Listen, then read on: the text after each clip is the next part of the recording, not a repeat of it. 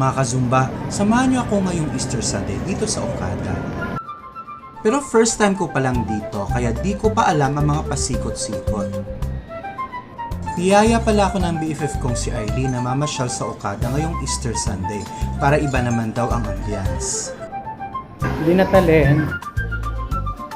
Di tamaagi.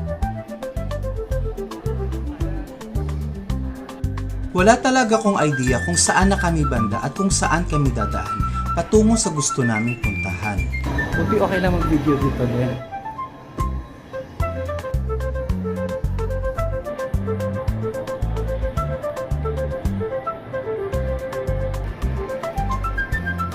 Parang maze kasi itong Okada, ang daming hallway na magkakonect. Buti na lang at alam na alam ni Arlene ang mga daanan at ang mga lusutan dito. Dito kami ngayon sa Okada para tikman ang Jollibee. Iba daw ang lasa ng Jollibee sa Okada. Ang daming tao sa Jollibee at wala na kaming maupuan, kaya naghanap na lang kami ng iba pang makakainan.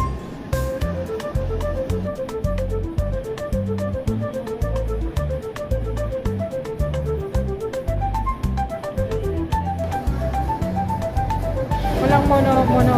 Wala akong monopal. Sa dami ng mga restaurants dito, mahirap talaga pumili kung saan kami magla-lunch. Paris tayo po sir, yung sir po. May mga steak for big chicken. With rice na rin po. Then may mga drinks na rin po. Thank you. You're welcome po. At dahil kinausap kami ni Kuya Sir, dito na kami sa Ferry Style kakain.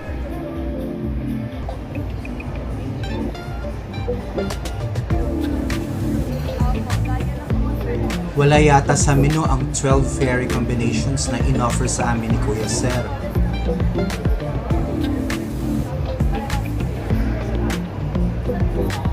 Ayun, nakaseparate niya. So, ano to, bangos no? Ano to, parang grill or daing grill? Okay na ako dito. Yung Ono Dos, Ono Dos, 7, 8, tsaka cheese. Oo, cold water na lang. Si Hana nasa Maynila pero si Gary nasa Negros. Hola!